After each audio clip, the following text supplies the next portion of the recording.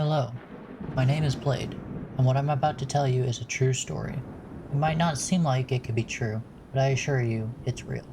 Sit back and enjoy my story, one from a long time ago. As far back as I can remember, I've always been on the run, whether it's been from store owners or some kind of police officer that wants me captured. I can remember my family and the warmth they used to show me. They have sadly long since passed. Now I'm on my own with only a necklace they left to me. This city is divided into the slums and the tops. You can probably guess what it's like living on a daily basis. The slums make up about 80% of the population of Sofia. The other 20 live lavish lives, making our lives all the worse. I'm in a dark room that I use as my hideout for sleeping. I step outside with the low sun shining over the horizon. I wish with all my heart I could make it out of this place. No one ever does, but I'll make it. I walk out into the sunlight and take a big breath of air. I go wash off at the stream. While I was there, I saw a couple of people that were in the same situation as I am. I don't like to chat with people all that much, so I hurried up and went right back home. Later that night, I snuck out and went around the corner. There was a lot of stalls open at night, but there are also a lot that close up. I sneak into one of the closed shops and take a couple pieces of food so I can survive another day in this rotten world. I meet up with some of my friends because that's how we stay sane in this part of town. Sometimes we play street ball or have fun messing around with the different shop owners. Most of the time it ends up in a police chase though, but it's never gotten us caught, so it's all good. Another day arrives, and we all go outside. It was a dreary sky above, foreshadowing rain. I wave over to my friends, and they all come to my place. They all have their own places, but mine is the only waterproof one. No one can communicate other than gestures. We have fun playing catch with a ball we found months ago for hours. The night comes and it drags on. We all got out our food and ate in silence. One of my friends did not seem to get enough, so I offered him some of mine. He reluctantly took it. I sat next to him and patted his back as he ate. Once we all finished, we all spread out and went to sleep for the night. Hot summer days are not nice to us. I lay there soaked in sweat, trying my hardest to fall asleep. After what felt like an eternity passed, I passed out and went to sleep for the night. A couple days had passed. We heard through the grapevine some merchants were going to be passing through here. They were going to be stopping in town for the night with their cargo in tow. Night came to the city, and we all came out of our houses. We scamper around across the dirt and gravel roads. We come up to where the merchants were staying. We sneak around back. One of my friends knocks over some light fixtures, setting fire to a part of the hotel. The guards rush over to help the fire. The guards noticed what was happening and started towards us. Luckily for us, we climbed the wall behind the car where the merchandise was kept and leapt out the back. We were met by the police of the city. We weave in and out of the buildings, climbing up and down, because if we were caught, we knew our lives were over. We ran for what felt like ages. We had finally lost the police pursuers. I take a look at what I got, and it seems I got quite a few tiny little plastic flashy devices that make marks wherever I touch it to. I hide out on top of a building as the police are continuing their search. The morning came quick with me being on alert all last night. The police had finally calmed down after not catching any of us. Even though I was sleepy, I headed back to the local market. There was a shop broker there that loves to buy the goods we get. I bring what I got and lay the stuff on the table. His name is Doug, with a bushy beard and muscles like no one else. Doug says, "You always bring me the most wonderful items. Let me take those off your hands." I have no idea what he's saying, but he placed a bag of money on the table like normal. I grabbed about 3 silvers and a lot of bronze. This will keep me from starving for a while. A couple days go by, and I buy extra food and help out the others in my group. We were tossing around a ball one day when adults come into the area. My friend with blonde hair was not paying attention and accidentally bumped into one of them. The adult swung and hit him in the face. He crumpled and fell to the ground. We all rushed over to defend him. I looked at his injuries. I knew I couldn't help him in his current state. I picked him up and brought him to Doug's to see if anything could be done. We took him to the back where a lady came and the two seemed to talk. Doug came back and put out his hand. I had a feeling. I handed it over my pouch of money. He took it and took some money out of it. He gave me the rest back. I looked in it, and I had 1 silver and my bronze coins left. He had taken 2 silvers out of it. I knew that would mean trouble for me in the future, but I don't care. It's worth it to help my friend. I waited at his shop for the rest of the day. My friends and I were worried. The lady came out after a couple of hours and gave us a thumbs up. We all smiled with joy knowing our friend was going to be okay. The night passes and we came back the next day. The night passed and we came back the next day to see how our friend was doing. When we got there, our friend was out front smiling with bandages. We all ran up and gave him a huge hug. We all jumped for joy as we walked out of the store. My friend stayed with me for the night to keep him company. I used the rest of my money in the upcoming weeks to help him get better. A couple weeks later, we were doing our own thing and we got a tip from one of the store owners that a person from the tops was selling goods not too far from our location. My buddy's eyes were filled with greed. I cannot say that I didn't want to get in on it this time either. We were hooked and asked for the details. They were selling some top items, and they were small, which was convenient for us because it meant we could fit them in our pockets. And apparently, it was called chocolate. We all wanted some of this to make more money. If we could make this kind of cash, we would be able to live a little bit better the next day. We looked at the place where it was supposed to happen and the time for it. Time passed much more slowly as we waited for the day to come for when we can get our hands on the chocolate. And then it came. The day we would make history. The building was 3 stories tall, with sales going in on the bottom two. We snuck into the building and waited for them to move all their stuff in. As we waited, we quietly played cards. After the day ended, the people all went home and we started our work. We moved swiftly through the floors to find the items we were looking for. Me and my friends all grabbed what we could, and we were about to head out. An alarm started blazing with red lights all around us. We ran out of the store, but the cops were already there. I got in front and told the rest of them to run. I was small at the time, so I couldn't do much other than dodge, but I held off the police long enough so my friends could get away. Once I knew they were safe, I started to make my escape. I ran up the building and ran along the wall. My foot did not get a good hold on the building side, and I took a tumble. I hit a pile of trash bags where I lay there, unable to move from the shock of hitting the ground. I must have passed out because the next thing I knew, I didn't know where I was. Bright lights were all around me. I smelled horrible from falling into the trash earlier as well. Mud was all over my face and clothes. Someone comes into the room.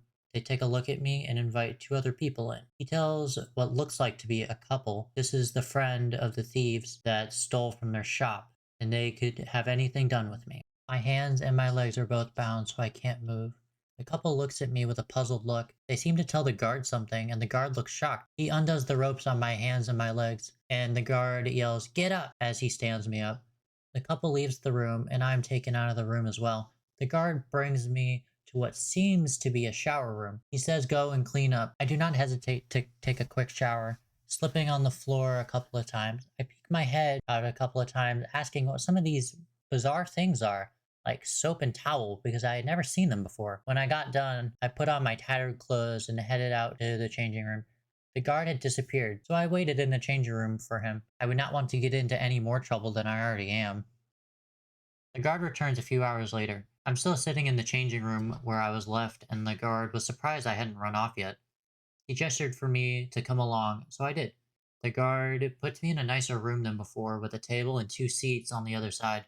The guard stands in the doorway, ushering in the couple from before. I look down, trying not to make eye contact. The 2 people sit down and knock on the table. I look up as if told to. The 2 people on the other side of the table were discussing things with the guard at the time, so I did not know what was going on. The woman asked me, "Can you understand me?" For me, it did not sound like anything but noise, so I just sat there. All I knew was money and names. The woman looked at the man and shrugged. The man pats her shoulder to try to comfort her. They both walk out looking saddened. The guard rushes after them and says something. I have no idea what the guard said that day, but 3 times a week, someone would come to teach me how to read and how to speak. I got pretty good at it. I like to brag. 6 months had passed, and now I was 10. The couple came back. I did not recognize them at first. The lady leans down and asks, Can you understand me? I nod my head in response. Yes, ma'am. The lady had the biggest smile on her face. She turned to her husband and gave him a big hug. I still did not know what was going on at this point. Another guard nodded and led me back to my room. The couple was outside talking to the officers and guards about how I'd been the past couple of days. A couple of days later, they came back with some papers. These papers stated that I would be recognized as their child from now on, and that I would not have any charges against me. I did not know what this fully meant at the time. All I knew was I was not going back to the slums. I cried for hours as the lady picked me up and held me in her arms. This was what I thought to be the happiest day of my life. They left me that day and told me they would be back in the morning. The next morning came, and they were there bright and early. They asked, "Are you ready to go home?" I nodded and began to tear up. The guards took all my stuff off of me and gave me a pair of clean clothes brought by the couple. They brought a t-shirt and shorts, along with a beautiful black jacket that may have been a little too long for me. I didn't care though. I put it on with a bright smile on my face. I came out of the changing room, and the couple was standing there, their hands outstretched. I took their hands and they led me to their vehicle. I got in the vehicle and the female strapped me in, and there was a weird device making strange noises at me. She gets on one side and the male asks, "Are we ready to go?" And she nods. The vehicle starts up and it starts moving. We're off to where I should spend the rest of my childhood. We pulled up to their house with a rumble as we roll over the rocks. The house seemed way too big. I almost passed out just from looking at it. Once I got inside the house, it was really fun exploring everything. I kind of tired myself out that day. And from then on, I was living with them. We had our fun game nights as family. I still cannot shake the feeling of loneliness and worry for my other friends back in the slums, though. Every night I would lie awake wondering how they were doing with those chocolates. I now learned that they're not all that expensive, but perception is a fragile thing in this world. What used to be expensive is now cheap, and what was cheap is now expensive. Seasons changed from winter to spring, and my mom and dad were acting a little weird. I found out later because I had to go to school, whatever this was. There was no one else at this school like me, and I was there for a reason. I wanted to learn, to help my friends back in the slums someday. I had some people I hung out with during this time, but no one I would call a friend at this point. Some years passed as I entered into high school, and I started internships with different companies. Some of my school friends joined me. I told them about my friends and they wanted to help as well. So we went through our internships together. In these internships, we did everything from office work to manual labor. We all started working on the floor for a grand store that sells food and merchandise to the public. One incident that I can remember was the first day that we were being trained on the forklift. The trainer let us do it with about 30 minutes training because my friends and I got the hang of it so quickly. We got our work done quickly that day. We then got to move on to management. We had to manage people and paperwork at this stage. I was not happy with the experience that I was given and wanted more though. I applied for more internships and went through them much quicker than most. My friends did not follow me through these. They were happy with the first internship for graduation, as it was a requirement. After 4 years of interning, I was done with school.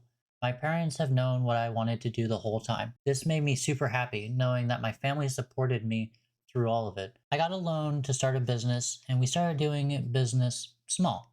We grew quickly thanks to the amazing people that worked under me. I learned the name of the guy I used to sell to in the slums is Doug, and he helps me distribute the goods I send to the slums for lower and free prices. We spend most of my time promoting the business and what we stand for. Most people are willing to help us more than I thought. We're getting more donations than I could ever have asked for. We got anything from food to blankets and even home accessories. We also sold many things. My friends from high school were helping out as well. I could not do all this work by myself. I'm grateful for all their help. It had been a while since we started our company, and everything was going great. We were selling and buying things from the slums as much as possible to make their lives as easy as it can be. Sadly, though, one of the co owners took all of the money out of the vault and stashed it away for himself. He left for a different town before anyone could come close to catching him. This left us with no money and just a big HQ building. I started working on redoing numbers with the stock we had left and what we could do better. Pretty quickly, I figured out how we could do it. We were pretty low on stock for quite some time from then on, but we could still run. With this issue now on the rise, new protocols needed to be in place. The news got out quickly about our situation. The community helped us out a ton. The donations kept coming and even tipping us on top of our products. I even saw some of my buddies from the slums in here. They told me about how my company had helped them through a lot and they wanted to give back so that they can do the same. This kind of interaction always melts my heart, but more so when it's ones that we helped. A couple months after that, we were back on our feet and even better than ever. We caught the guy and took all of our money back, and now it's back in our pocket. With it, we can build a school ground in the slums and hire the teachers so that the children could learn and read and write. I could not have done anything if it wasn't for my parents and the school I went to. Trying to help out is the mission and the business of all this, after all. I distribute the work accordingly to what I know my employees can handle, and it gets done. They help out so much, I can't stop saying how well they do. And that pretty much brings us to now. With my business running as well as it does, that gives me time to stream and do fun things with you guys. I have some regrets from before in life. My main one would be I wish I knew the name of that guard. He helped me out a ton, and I just want to thank him. Maybe in the future our paths will cross again. I hope you enjoyed my story. Now that I'm a wealthy businessman helping out people in the slums as much as I can, I'd love to hear your thoughts on it. Thank you for listening to me ramble for so long. I cannot wait for all the fun we will have together in the future. I have to go now because I have a business meeting to attend to. I cannot miss this one. Sorry. Have a good one. Talk to you later.